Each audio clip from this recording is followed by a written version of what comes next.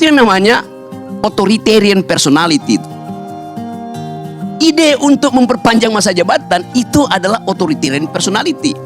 Ide untuk menambah masa jabatan itu adalah ide authoritarian personality. Ide untuk menjadikan Gibran calon wakil presiden itu adalah authoritarian personality. Dia udah memilih sebelum dia lakukan bahkan. Begitu cara melihat otoritarianisme, Saudara Andre. Assalamualaikum rekan-rekanku tercinta dari Sabang hingga Merauke. Di sini Mimin menyajikan sebuah perdebatan intelektual dari Rocky Gerung, di mana Bung Rocky mematahkan argumen lawan dengan elegan. Oh ya, Mimin bukan bermaksud merendahkan lawan debatnya Bung Rocky ya guys. Di sini Mimin hanya ingin rekan-rekan melihat cara beliau bernalar dengan debatnya. Siapa tahu rekan-rekan bisa ambil hikmahnya dan jangan mudah baper ya. Karena hidup ini ialah senda gurauan belaka. Hehehe. Jadi yuk simak kajian perdebatan nalar sehat ini. Jangan lupa ikuti channel kami dan channel Indonesia Lawyers Club ya rekan-rekanku. Terima kasih semuanya.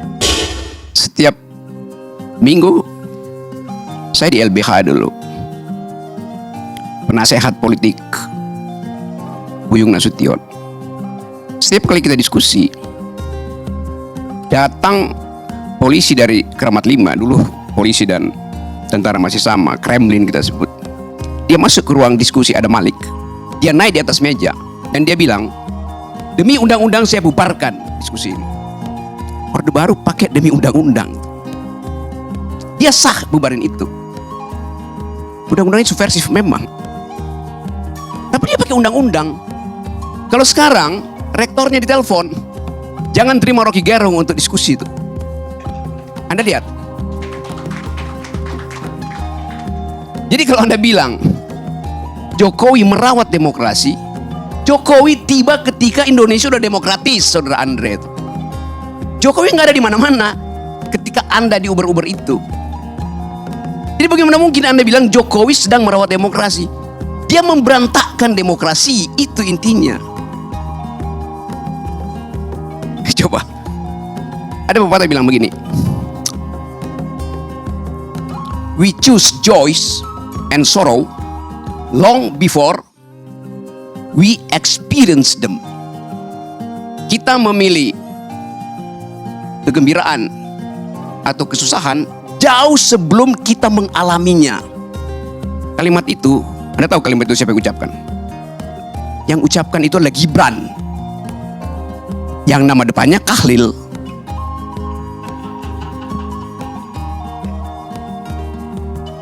Jadi bagi Kahlil Gibran, pikiran itu udah memilih lebih dahulu sebelum dia mengalaminya. Jokowi di pikirannya sudah memilih jadi otoriter sebelum dia mengalaminya, sebelum dia menjalankannya. Jadi kalau Anda sebut-sebut dari awal bahwa ya ini ya Jokowi ya demokratis, lo otaknya itu dari awal otoritarian. Itu dasarnya. Hitler menyembunyikan kebengisannya sebelum jadi pemimpin. Hitler dipilih secara demokratis. Itu pentingnya belajar sejarah, Saudara Andre itu. Pengetahuan Anda kurang sekali soal demokrasi itu. Ya, saya mau terangkan itu. Jadi hentikan segala macam cewek-cewekmu itu, akan kelihatan Anda dungu kelihatannya tuh. Serius saya katakan itu. Ini akan pengaruhi. Kalau Anda masih begini terus saya kampanye di wilayah Anda di Padang itu, jangan pilih Andre karena dia tidak setajam pikiran Sultan Syahrir, tidak setajam pikiran Natsir, tidak setajam pikiran Buya Hamka. Itu masalahnya. Saya lanjut sedikit ya. Ya tapi you nggak ngerti itu isi demokrasi itu. Itu soalnya. Oke. Coba kita lanjut sedikit. Memang Indonesia nggak ada dinasti, karena semuanya dipilih. Oh iya, dinasti itu darahnya biru. Yang sekarang bukan dinasti, karena darahnya kotor. Kotoran itu ada di pikiran Pak Jokowi dari awal. Semua yang kita pernah bayangkan itu akhirnya ditemukan faktual oleh majalah Tempo. Semua yang kita janjikan sebagai perubahan dibatalkan oleh gerakan mahasiswa yang dengan satu kalimat, kami muak. Anda mau uji dengan apa prinsip kami muak itu? Jadi ini bagian di mana bangsa ini, kalau kita sebut apa sebetulnya yang terjadi, this is the beginning of the end. awal dari berakhirnya. Tapi Anda katakan Jokowi masih elektabilitasnya tinggi, Jokowi masih likability-nya 80%. Ya sama kayak Lilin. Lilin itu sebelum dia mati dia menyala terang itu. Lalu peng mati tuh. Itu poinnya tuh. Jadi saya bukan mau uji, saya mau beritahu bahwa kalau kita sembunyikan soal-soal yang tadi ethics itu, kita masuk dalam tukar tambah. Machiavelli bilang begini, kebusukan kekuasaan bukan pada penggunaan fisik kekuasaan, tapi pada pengkhianatan itu, pada penipuan. Itu semua soft powernya Jokowi. Jokowi nggak datang seperti Soeharto bilang I'll cover you, gua gebuk lu. Enggak.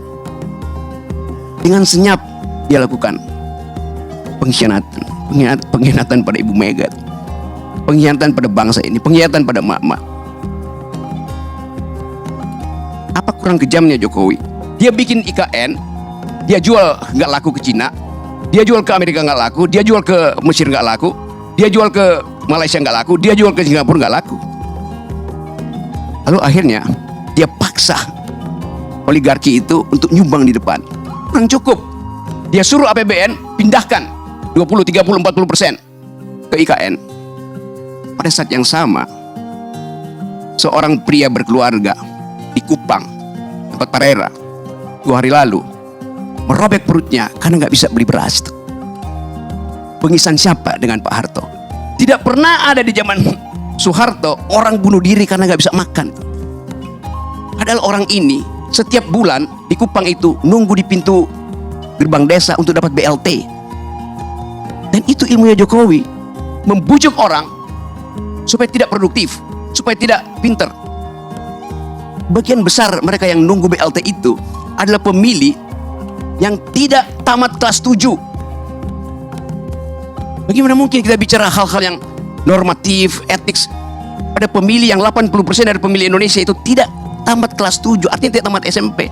Mereka menunggu serangan fajar, mereka menunggu BLT. Itu bengis namanya. Zaman Pak Harto kurang ajar. Dia suruh konglomerat eksploitasi sumber daya. Berapa persen yang balik ke negara? 35%. Zaman SBY berapa persen yang balik ke negara? 27%. Zaman Jokowi berapa persennya balik ke negara? 6%. Itu bengis namanya tuh. Hak saya untuk dapat keadilan, hak mama untuk dapat nutrisi supaya anak-anaknya punya masa depan, tidak mengalami stunting, dibatalkan oleh Jokowi melalui proyek-proyek infrastruktur yang gak ada gunanya tuh. Tadi saya baca di koran, Gubernur DKI bilang begini, ASN kalau Anda malas, saya kirim ke IKN. Jadi IKN itu tempat pembuangan, tempat penghukuman. Jadi Anda bayangkan seluruh literasi, narasi dari rejim Jokowi itu buruk, minus bahkan. Tidak mengajarkan impian, kenyataan yang dibikin oleh Jokowi. Di mana IKN itu bagus? Ada di mana? Di laptopnya Jokowi itu. Itu dasarnya. Jadi saya mau terangkan ini untuk memberitahu bahwa yang disebut otoritarianisme tidak harus melalui keadaan yang Anda lihat. Kenapa Presiden Soeharto otoritarian? Ya karena dia rejim militer. Ini rejim demokratis tapi memakai ide politik untuk mengatasi kemandekan ambisi dia itu datang dari pikiran yang otoritarian itu. Jadi sebelum saya lanjut menerangkan itu, saya ingin beri semacam gambaran bahwa perubahan politik dalam keadaan semacam ini, di dalam keadaan ada pembusukan institusi, political decaying, harus kita bayangkan juga terjadi di luar sistem elektoral. Itu kira-kira yang dimaksudkan oleh Ibu Mega. Kalau saya mau teruskan logika Ibu Mega, Ibu Mega tidak bicara buat Pak Jokowi, tidak bicara buat Gerindra, tidak bicara buat macam-macam. Dia bicara untuk merekatkan kembali Wong Cili. Karena cuma itu ingatan publik terhadap PDIP. Dianiaya oleh rejim otoriter. Sekarang Wong Cili nggak bisa bayangkan otoritarisme itu lagi karena Wong Cili nunggu BLT-nya Jokowi. Itu soalnya. Jadi Ibu Mega recovering our past history untuk menerangkan bahwa ada jenis otoritarian mirip Orde Baru yang bahkan lebih berbahaya. Karena dia menyelundup secara hegemoni, secara sublim ke dalam benak rakyat Indonesia, benak Wong Cilik yang ditipu selama 9 tahun. Bukan cuma Wong Cilik yang ditipu, kelas menengah juga ditipu. Dan kelas menengah akhirnya menangis di depan TV karena sadarnya telat. Saya mau terangkan ini bukan dalam upaya untuk mengadu domba Orde Baru Orde Lama, tetapi supaya kita paham bahwa kemampuan kita secara intelektual dibatalkan oleh Jokowi sehingga bahkan untuk mengerti demokrasi dari orang semacam Andre gagal dia pahami itu. Sekali lagi, saya nggak ada problem dengan Anda. Saya punya problem dengan cara membaca sejarah. Terima kasih. Pak Ardi, boleh saya tanggapi 30 detik aja. Baik. Saya memang, Pak Rocky, ya, tidak setajam Muhammad Nasir, Muhammad Yamin, Buya Hamka yang abang sebutkan tokoh-tokoh besar Sumatera Barat. Betul. Tapi bang, saya pertanggungjawabkan jabatan saya sebagai anggota DPR. Gak bisa begitu. Sebentar bang. Standar kita adalah Nasir, Hatta, Syahrir. Kalau anda di bawah itu, ada pergi dari demokrasi itu. Satu hal yang saya pertanggungjawabkan. Apa yang anda pertanggungjawabkan? Kalau anda udah dibilang, abang bicara, anda bilang anda di bawah standar pendiri republik. Ya. Ngapain anda ada di sini coba? Sebentar. Tapi satu hal yang bisa saya pertanggungjawabkan dunia akhirat, Pak. Ini bukan soal dunia Sebentar. akhirat, ini soal Nah, ide ini republik, ide demokrasi. Abang maunya didengar saja. Tidak, Tapi anda mau sendiri mendengar. udah mengaku anda di Sebentar. bawah standar. Ngapain anda bicara lagi? Saya nggak dengar orang di bawah standar. Saya ingin menyampaikan, ini hak saya bicara. Tolong hormati dong perbedaan pendapat. Bukan anda Ya, dari tadi. saya ingin sampaikan satu hal. Apa yang anda mau Saya sampaikan? pertanggungjawabkan jabatan saya, kinerja saya boleh diadu sama anggota DPR dari seluruh Sumatera Barat. Kinerja saya baik di DPR maupun Itu- membangun itu kampung saya di hubungannya Sumatera apa? Barat. Anda mesti sebentar. gini. Ya, kan Cara tadi dibilang dungu, saya akan berkampanye di Sumatera Barat. Silakan abang berkampanye di Sumatera. Saya bertanggung jawab sebentar, Gini, Pak. saya Ini terangkan cara demokrasi, gini. Pak. Kagak, yang lain gak usah. Belajar dong. Standar kita itu bukan anggota belajar DPR di demokrasi. Sumatera Barat. Standar kita adalah pemimpin-pemimpin republik yang datang dari Sumatera Barat. Itu standarmu. Masa anda rendahkan standarmu sendiri? Ya, Astaga. Sebentar, Pak. Saya menghormati founding father saya.